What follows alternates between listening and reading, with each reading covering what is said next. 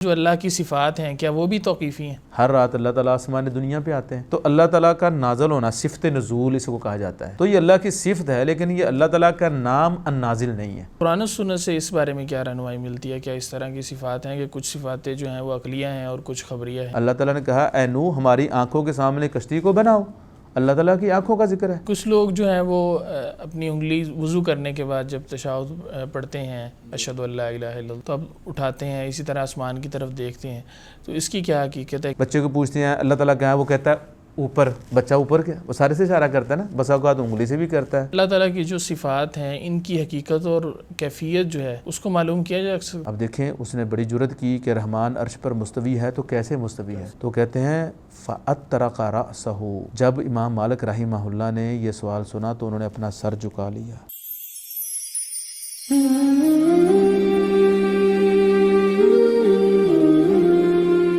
بسم اللہ الرحمن الرحیم، السلام علیکم ورحمۃ اللہ وبرکاتہ۔ ناظرین کرام، آپ دیکھ رہے ہیں پروگرام عقیدہ ہی راہ نجات ہے اور میں ہوں آپ کا میزبان حافظ سعد الرحمان، اور میرے ساتھ موجود ہیں جناب ڈاکٹر ارشاد الحسن ابرار صاحب۔ ناظرین کرام، آج کے پروگرام میں بھی ہم صفات الہیہ کے بارے میں ہی بات کریں گے کہ ان کی تعداد کتنی ہے، اسی طرح ان کی حقیقت و کیفیت کیا ہے، اسی طرح جلالی اعتبار سے اور جمالی اعتبار سے ان کی کیا صورتحال ہے، اس بارے میں بات کریں گے۔ تو ڈاکٹر صاحب کی طرف چلتے ہیں اور ڈاکٹر صاحب سے بات کرتے ہیں۔ ڈاکٹر صاحب کیسے ہیں آپ؟ جی الحمدللہ، اللہ تعالیٰ کا بڑا شکر۔ اللہ ڈاکٹر صاحب آپ کا بہت شکریہ، آپ نے جو ہے وہ ہمیں ایک دفعہ پھر وقت عنایت فرمایا۔ الحمدللہ، سلمکم اللہ، بارک اللہ فیک۔ ڈاکٹر صاحب سب سے پہلے میں یہ پوچھنا چاہوں گا کہ جیسے اسماء الحسنی ہیں، اللہ تبارک و تعالیٰ کے جو نام ہیں وہ توقیفی ہیں، اس طرح جو اللہ کی صفات ہیں کیا وہ بھی توقیفی ہیں؟ جی بڑا اہم کویشچن ہے۔ دیکھیں جیسا آپ نے کہا کہ اسماء حسنہ جو ہیں وہ توقیفی ہیں، اور اس میں کوئی شک نہیں، ایسے ہی ہے۔ جی، تو صفات باری تعالیٰ بھی توقیفی ہیں، جیسے اسماء حسنہ توقیفی ہیں ایسے ہی صفات باری تعالیٰ بھی توقیفی ہیں۔ صحیح۔ ہم جیسے اپنی طرف سے بے شک گڈ ول ہو، آپ کی نیت اچھی ہو، اپنی طرف سے آپ اللہ تعالیٰ کو کوئی نام نہیں دے سکتے، ایسے ہی اپنی طرف سے ہم اللہ تعالیٰ کو کوئی صفت نہیں دے سکتے۔ ہم جتنا مرضی اچھا ذہن رکھتے ہوں، لیکن ہم اللہ تعالیٰ کی شایان شان کوئی نام اور کوئی صفت اللہ تعالیٰ کو نہیں دے سکتے۔ اسی وجہ سے اللہ تعالیٰ نے یہ دروازہ بند کر دیا ہوا ہے۔ جس طرح اللہ تعالیٰ کے اسماء حسنہ توقیفی ہیں، وہی نام اللہ تعالیٰ کے نام ہوں گے جن کا ذکر قرآن مجید میں ہے یا جن کا ذکر احادیث میں ہے۔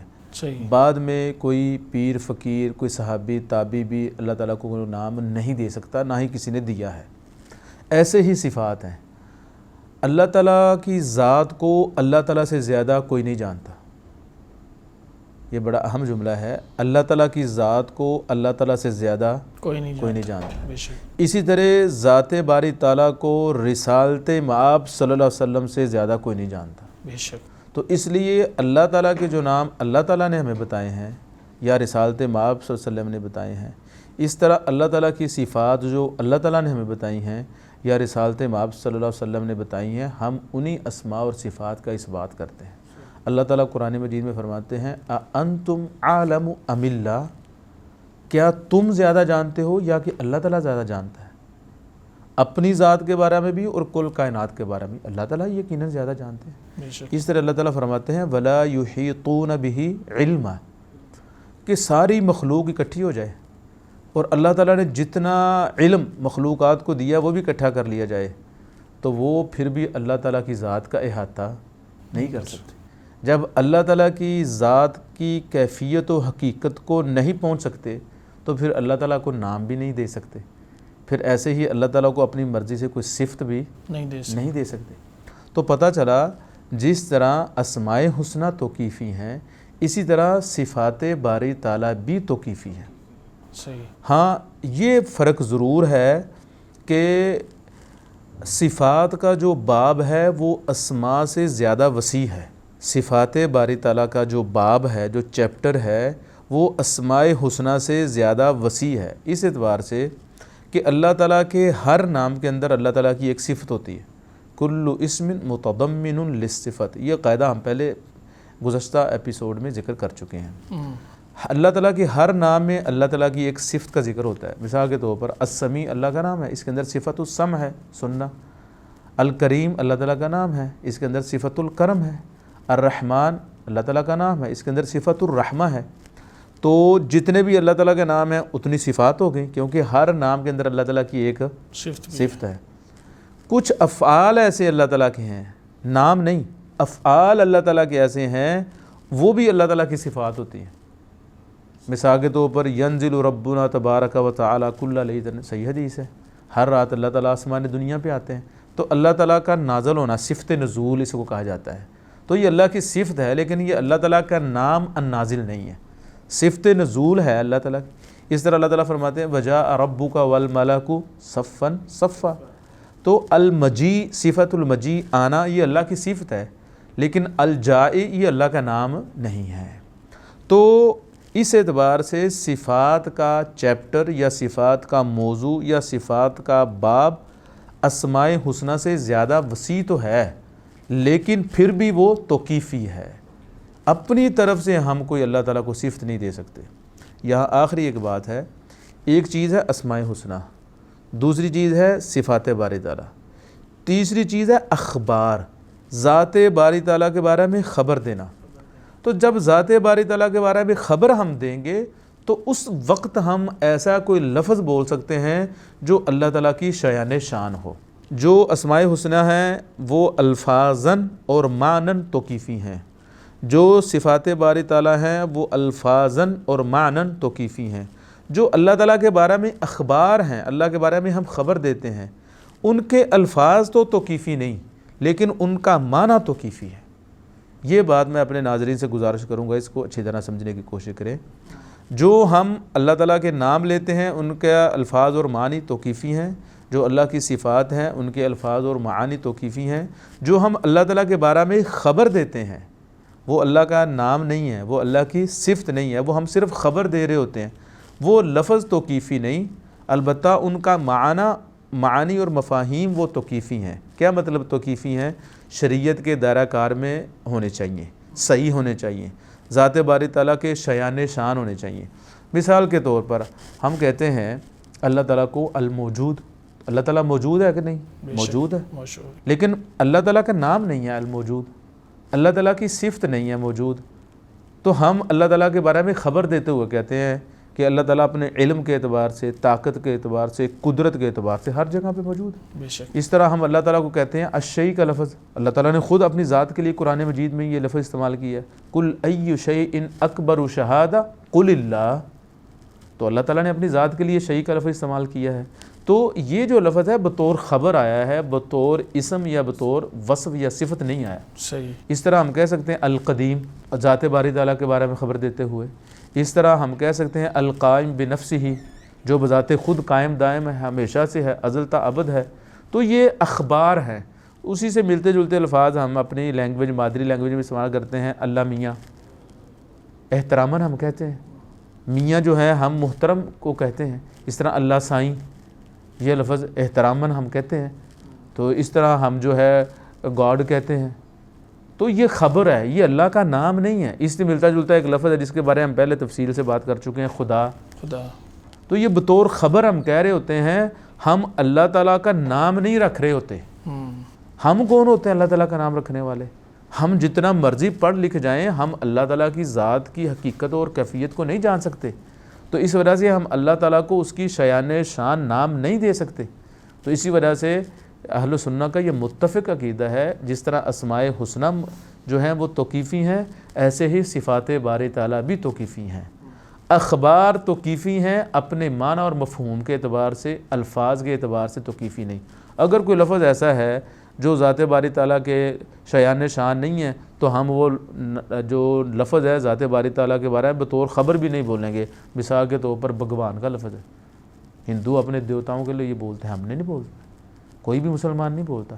اگر کوئی نو مسلم وہ بھی اگر بولے گا ہم اسے سمجھائیں گے کہ نہیں یہ لفظ ایسا ہے، یہ بتوں کے لیے ہم نہیں بولیں گے، ذات باری تعالیٰ کے لیے ہم یہ لفظ نہیں بول سکتے۔ تو کہا جاتا ہے کہ جی کچھ صفات جو ہیں اللہ تعالیٰ کی وہ عقلیہ ہیں، خبریہ ہیں، تو قرآن و سنت سے اس بارے میں کیا رہنمائی ملتی ہے؟ کیا اس طرح کی صفات ہیں کہ کچھ صفاتیں جو ہیں وہ عقلیہ ہیں اور کچھ خبریہ ہیں؟ جی یہ تقسیم بھی اہل سنہ نے، اہل علم نے ذکر کی ہے، جس طرح ہم پہلے گزشتہ ایپیسوڈ میں اللہ تعالیٰ کی مختلف اعتبار سے مختلف صفات کا ذکر کر چکے ہیں۔ ایسے ہی اگر ہم دیکھیں دلائل و براہین کو، جو قرآن و سنت کے نصوص ہیں، جو دلائل ہیں، ان کو دیکھیں تو ہمیں نظر آتا ہے کچھ صفات ایسی ہیں جن کو صفات عقلیہ کہا جاتا ہے، اور کچھ صفات ایسی ہیں جن کو صفات خبریہ کہا جاتا ہے۔ یہ تقسیم بالکل صحیح ہے۔ صفات عقلیہ سے مراد وہ صفات ہیں جن کا ذکر قرآن و سنت میں بھی موجود ہے، قرآن و سنت کے ساتھ ساتھ عقل اور فطرت سلیمہ بھی ان کا اس بات کرتی ہے۔ اصل اس بات کس نے کیا؟ قرآن و سنت۔ قرآن و سنت کے ساتھ ساتھ فطرت سلیمہ اور عقل صحیح بھی ان کا اس بات کرتی ہے۔ مثال کے طور پر صفت العلم ہے، قرآن و سنت میں تو ہے ہی ذکر کہ اللہ تعالیٰ صاحب علم ہے۔ عقل بھی یہ کہتی ہے جو خالق ہے، جو پوری دنیا کا مالک ہے، جو مدبر الکون ہے، خالق السماوات والارض ہے، جس کے حکم کے بغیر ایک پتا بھی نہیں کسی درخت سے گرتا، جس کے حکم کے بغیر روح زمین میں کچھ بھی نہیں ہوتا، اگر وہ صاحب علم نہیں تو پھر کون صاحب علم ہو سکتا ہے؟ تو عقل بھی کہتی ہے کہ واقعی اس کو صاحب علم ہونا چاہیے۔ اس طرح مثال کے طور پر اللہ تعالیٰ متکلم ہے، کلام کرتا ہے، اللہ تعالیٰ نے انبیاء کرام سے کلام کیا، اور حدیث میں آتا ہے اللہ تعالیٰ قیامت والے دن ہر شخص سے کلام کریں گے۔ بلکہ اللہ تعالیٰ نے قرآن مجید میں ذکر کیا ہے، اللہ تعالیٰ فرماتے ہیں الم یروا انہ لا یکلمہم، کہ جب بنی اسرائیل نے وہ بچھڑے کی عبادت شروع کر دی تو اللہ تعالیٰ نے ان کو ڈانٹا، ان کو کہا کہ وہ بدبخت دیکھتے نہیں ہیں کہ جس کی عبادت کرتے ہیں وہ تو کلام کرنے کے بھی لائق نہیں، تو کلام کرنا یہ خوبی ہے، ٹھیک ہے نا؟ تو اللہ تعالیٰ متکلم ہے، یہ کیسے ہو سکتا ہے؟ رب ہو، خالق ہو، مالک ہو، اس نے بے شمار لاتعداد انبیاء کو بھیجا ہو، انبیاء سے کلام بھی کی ہو، تو کوئی بعد میں کہے جی نہیں اللہ تعالیٰ کی صفت کلام نہیں۔ تو قرآن و سنت تو ہے ہی ہے، عقل بھی کہتی ہے، عقل صحیح بھی کہتی ہے، فطرت سلیمہ بھی کہتی ہے کہ واقعی اللہ تعالیٰ متکلم ہے۔ تو ان کو کہا جاتا ہے صفات عقلیہ۔ ان کے مقابلے میں استعمال ہوتی ہیں صفات خبریہ، وہ صفات جن کی خبر قرآن و سنت نے دی۔ ان صفات میں عقل کا ذرہ برابر بھی عمل دخل نہیں۔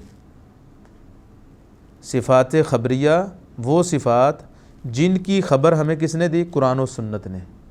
عقل کا ان صفات کے اس بات میں ذرہ برابر بھی عمل دخل نہیں، اگرچہ عقل سلیم، عقل صحیح ان کے منافی بھی نہیں ہے۔ میں ایک دفعہ بات دوبارہ ریپیٹ کر رہا ہوں اپنے ناظرین سامعین کے لیے، صفات خبریہ وہ صفات ہوتی ہیں جن کی خبر ہمیں قرآن و سنت نے دی، ان کا اس بات صرف اور صرف قرآن و سنت سے ہوتا ہے، عقل کا ان کے اس بات میں ذرہ برابر عمل دخل نہیں ہے، اگرچہ عقل سلیم یا عقل صحیح ان کے خلاف اور منافی بھی نہیں ہے۔ مثال کے طور پر صفت الید ہے، اللہ تعالیٰ کے ہاتھ کا ذکر ہے قرآن مجید میں، مختلف مقامات پر ذکر ہے، اللہ تعالیٰ کے دونوں ہاتھوں کا ذکر ہے۔ تو اب ہمیں کیسے پتہ چلا کہ اللہ تعالیٰ کا ہاتھ ہے؟ قرآن میں ذکر ہے، حدیث میں ذکر ہے۔ کیا عقل نے ذکر کیا اس کا؟ نہیں، قرآن حدیث نے ذکر۔ ہاں عقل کہتی ہے کہ جو خالق ہے، مالک ہے، قرآن کہتا ہے میں نے آدم کو اپنے دونوں ہاتھوں سے پیدا کیا، اللہ تعالیٰ جیسے کہتے ہیں قرآن مجید میں، تو عقل اس کے منافی بھی نہیں، عقل کہتی ہے ٹھیک ہے۔ اس طرح قرآن مجید میں اللہ تعالیٰ کی آنکھوں کا ذکر ہے، وَاصْنَعِ الْفُلْكَ بِأَعْيُنِنَا، اللہ تعالیٰ نے کہا اے نوح ہماری آنکھوں کے سامنے کشتی کو بناؤ، اللہ تعالیٰ کی آنکھوں کا ذکر ہے۔ تو آنکھوں کا اس بات اصل میں کس نے کیا؟ قرآن و سنت۔ قرآن و سنت نے ہمیں خبر دی، ان کے اس بات میں عقل کا کوئی عمل دخل نہیں ہے۔ ہاں عقل ان صفات کے اس صفت کے مخالف بھی نہیں ہے۔ مثال کے طور پر ایک اور مثال دیتے ہیں بات کو سمجھنے کے لیے۔ جی، اللہ تعالیٰ کے ہاتھ کا ذکر قرآن و سنت میں ہے، اللہ تعالیٰ کی آنکھوں کا ذکر ہے، اللہ تعالیٰ کے قدم کا ہے، اللہ تعالیٰ کے سینہ مبارک کا ذکر ہے قرآن مجید یا حدیث میں نہیں ہے، تو ہم اپنی طرف سے اس کا اس بات نہیں کر سکتے۔ یہ ہیں صفات خبریہ۔ ان کو صفات خبریہ اس وجہ سے کہا جاتا ہے کہ قرآن و سنت نے ہمیں خبر دی، قرآن و سنت میں ان کا ذکر ہے، صفت الید کا، صفت العین کا، صفت القدم کا، صفت الساق کا قرآن و سنت میں ذکر ہے تو ہم اس بات کرتے ہیں۔ سینہ صفت الصدر، سینہ مبارک کا اللہ تعالیٰ کا ہے نہیں ہے، کیسا ہے کیسا نہیں، ہم اس بارے میں خاموش ہیں۔ اللہ تعالیٰ کہتے ہیں وَلَا تَقْفُ مَا لَيْسَ لَكَ بِهِ عِلْمٌ إِنَّ السَّمْعَ والبصر والفؤاد کل اولئک کان عنہ مسئولا، جس کا آپ کو علم نہیں ہے وہاں پر خاموش ہو جائے، خاموش ہو جائے، کیونکہ سماعت، بصارت، دل، ہر چیز کے بارے میں قیامت والے دن پوچھ گچھ ہوگی۔ صحیح، تو اس لیے مسلمان تو وہ ہوتا ہے جو قال اللہ اور قال الرسول پہ سر تسلیمی خم کر دیتا ہے۔ بے شک، تو یہ جو تقسیم ہے دلائل کو دیکھا جائے، براہین کو دیکھا جائے، تو صفات عقلیہ اور صفات خبریہ کی تقسیم اہل سنہ نے ذکر کی ہے، یہ بالکل درست ہے اور صحیح ہے۔ صحیح۔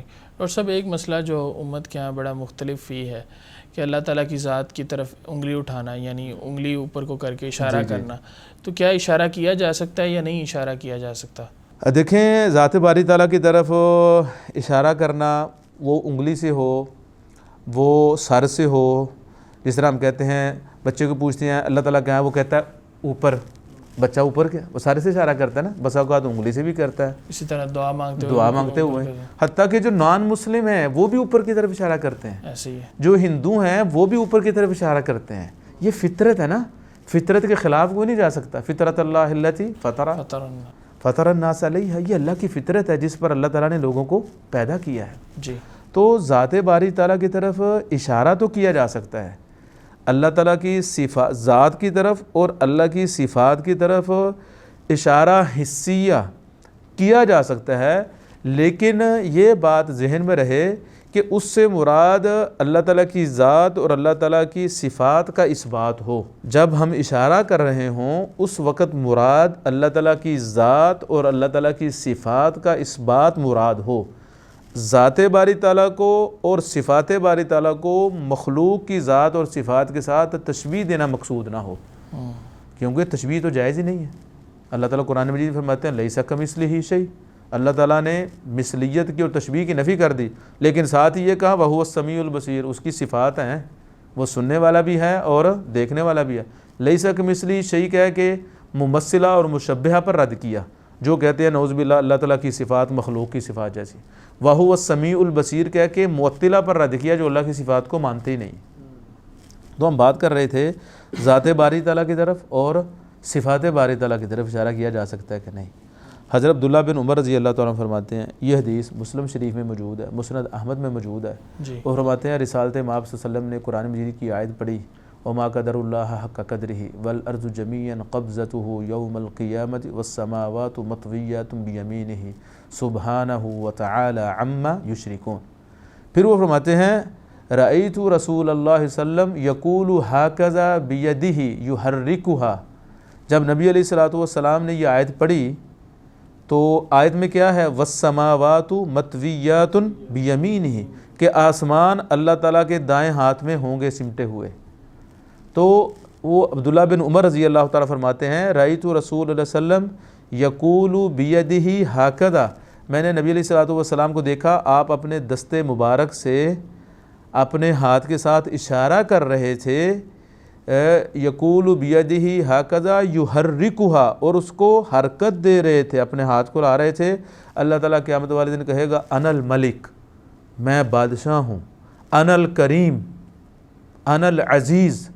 تو اس میں واضح ہے کہ نبی علیہ الصلوۃ والسلام نے ہاتھ کے ساتھ اشارہ کیا کہ اللہ تعالیٰ کی صفت جب مطویات بیمینہ اللہ تعالیٰ کے دائیں ہاتھ کا ذکر ہوا تو نبی علیہ الصلوۃ والسلام نے ہاتھ سے اشارہ کر کے بتایا تحقیقاً للصفہ، صفت کی تحقیق، کہ اس سے مراد صفت ہی ہے، لا تشبیہاً للصفہ، صفت کی تحقیق کے لیے، کنفرم کرنے کے لیے اس کا اثبات کیا، اس مجازی معنی کے رد کے لیے۔ کچھ لوگ کہتے ہیں جی یہ صفت کا لفظ تو بولا گیا لیکن یہ مجازن بولا گیا، نہیں، حقیقت میں بولا گیا ہے۔ جیسا کہ حضرت ابو ہریرہ رضی اللہ تعالیٰ فرماتے ہیں کہ رسالت مآب صلی اللہ علیہ وسلم نے یہ آیت پڑھی ان اللہ یأمرکم ان تؤدوا الامانات الی اہلہا وَإِذَا حَكَمْتُمْ بَيْنَ النَّاسِ أَن تَحْكُمُوا بِالْعَدْلِ إِنَّ اللَّهَ نِعِمَّ مَا يَعِظُكُمْ بِهِ إِنَّ اللَّهَ كَانَ سَمِيعًا بَصِيرًا۔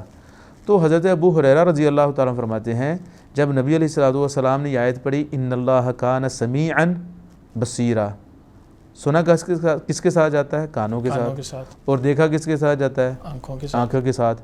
تو حضرت ابو ہریرہ رضی اللہ تعالیٰ فرماتے ہیں رأیت رسول اللہ صلی اللہ علیہ وسلم وضع ابہامہ علی اذنہ، میں نے نبی علیہ الصلوۃ والسلام نے کو دیکھا، آپ نے اپنا تھم، جس کو عربی میں ابہام کہتے ہیں، اپنے کان پہ رکھا، والتی تلیہا، اور وہ انگلی جو ابہام کے ساتھ ملی ہوئی ہے، علی عینہ، اپنے آنکھ پہ رکھی۔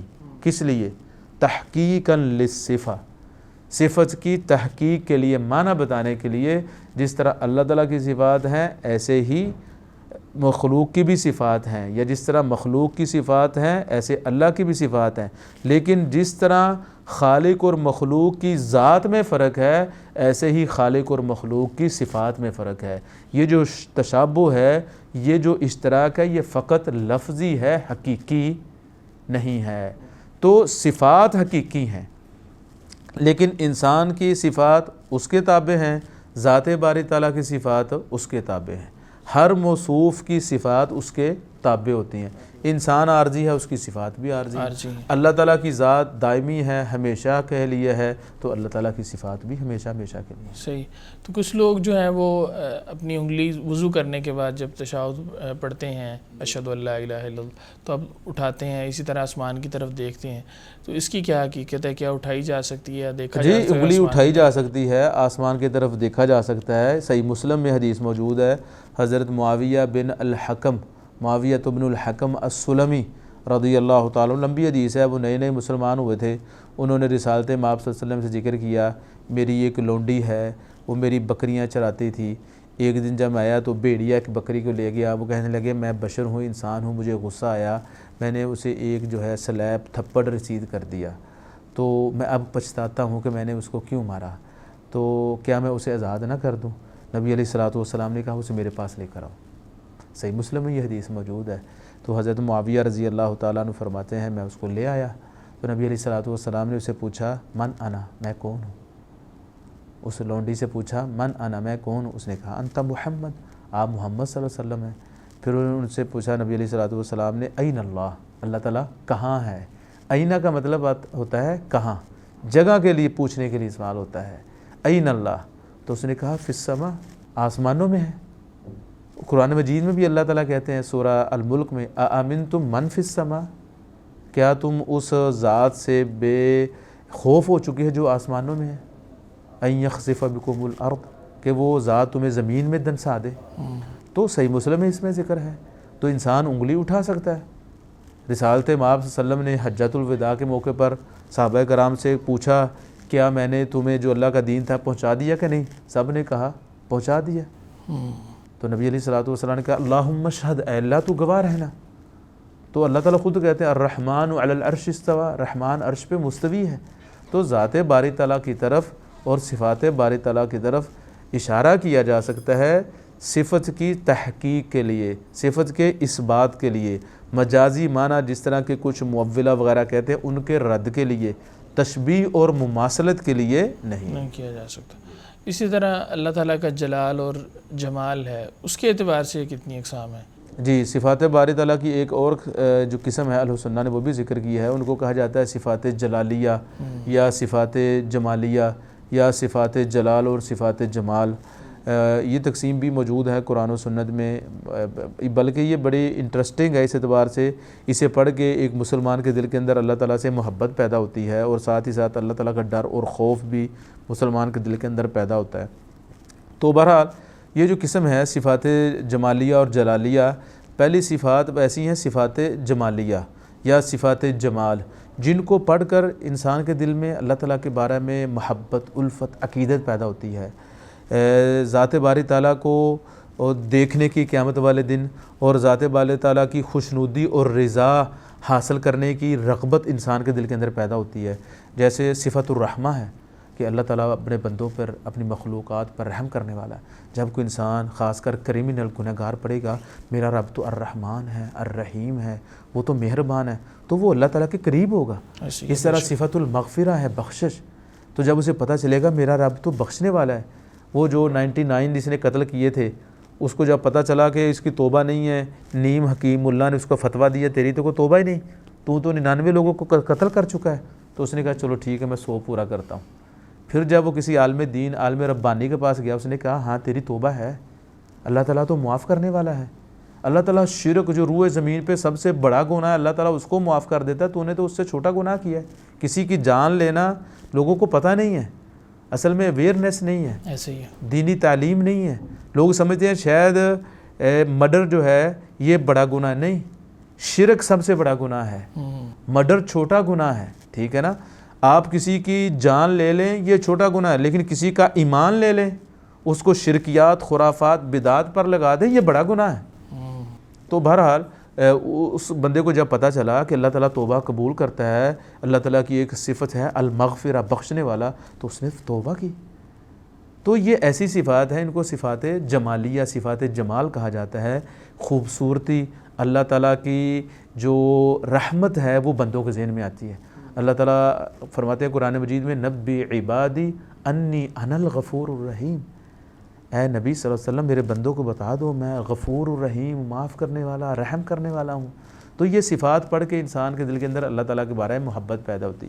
اس کے مقابلے میں ہے صفات جلال، جن کو جلالیہ کہا جاتا ہے، جن کا مطلب ہوتا ہے ایسی صفات جن کو پڑھ کے انسان کے دل کے اندر اللہ تعالیٰ کا ڈر اور خوف پیدا ہوتا ہے، اللہ تعالیٰ کا رعب، اللہ تعالیٰ کے انتقام، اللہ تعالیٰ کے عذاب کا کنسیپٹ اور تصور ذہن میں آتا ہے، انسان گناہوں سے رک جاتا ہے، اللہ تعالیٰ کی نافرمانی اور معصیت سے بچنے کی کوشش کرتا ہے۔ جس طرح کہ صفت القوہ ہے، اللہ تعالیٰ بڑا طاقتور ہے، صفت القہر ہے، صفت الانتقام ہے، تو اللہ تعالیٰ منتقم ہے، تو صفت القدرہ ہے۔ تو یہ صفات کو پڑھ کے انسان کے دل کے اندر اللہ تعالیٰ کا ڈر اور خوف پیدا ہوتا ہے۔ تو مختلف اعتبارات سے اہل و سنہ نے صفات باری تعالیٰ کی مختلف تقسیمات ذکر کی ہیں۔ صحیح۔ ڈاکٹر صاحب، اللہ تعالیٰ کی جو صفات ہیں ان کی حقیقت اور کیفیت جو ہے اس کو معلوم کیا جا سکتا ہے؟ کیا کوئی شخص ان کو معلوم کر سکتا ہے؟ جی ضمناً ہم نے ذکر تو کر دیا ہے، لیکن چونکہ آپ نے سوال کیا ہے تو تفصیلاً تھوڑا سا ہم ذکر کرتے ہیں۔ دیکھیں، اس سوال کا جواب دینے سے پہلے میں ایک سوال کرنا چاہوں گا، کیا کوئی ذات باری تعالیٰ کی حقیقت کو جانتا ہے؟ حقیقت کو نہیں جانتا۔ نہیں جانتا۔ ذات باری تعالیٰ کی کیفیت کو، کہ اللہ تعالیٰ کی ذات کیسی ہے، نہیں۔ تو جب ہم ذات باری تعالیٰ کی حقیقت و کیفیت کو نہیں جانتے، ایسے ہی ہم صفات باری تعالیٰ کی حقیقت و کیفیت کو نہیں جانتے۔ ہم بات کر چکے ہیں کسی بھی موصوف کی جو صفات ہوتی ہیں اس کے تابع ہوتی ہیں۔ ہم مخلوق کی حقیقت و کیفیت کو جانتے ہیں نا، انسانوں کے بارے میں جانتے ہیں، جانور حیوانات کے بارے میں ہمیں پتہ ہے، تو ایسے ہی انسانوں، جانوروں، حیوانات کی حقیقت کو بھی، ان کی ذات کو بھی جانتے ہیں، ہم ان کی صفات کو بھی جانتے ہیں۔ تو جب ذات باری تعالیٰ کی حقیقت کیفیت ہم سے اوجل ہے، ایسے ہی صفات باری تعالیٰ کی حقیقی کیفیت ہم سے اوجل ہے۔ ہمیں صفات کے بارے میں تو بتایا گیا ہے، تو ہم صفات کا معنی مفہوم جانتے ہیں، لیکن صفات کی کیفیت کے بارے میں نہیں بتایا گیا، ہم صفات کی کیفیت نہیں جانتے۔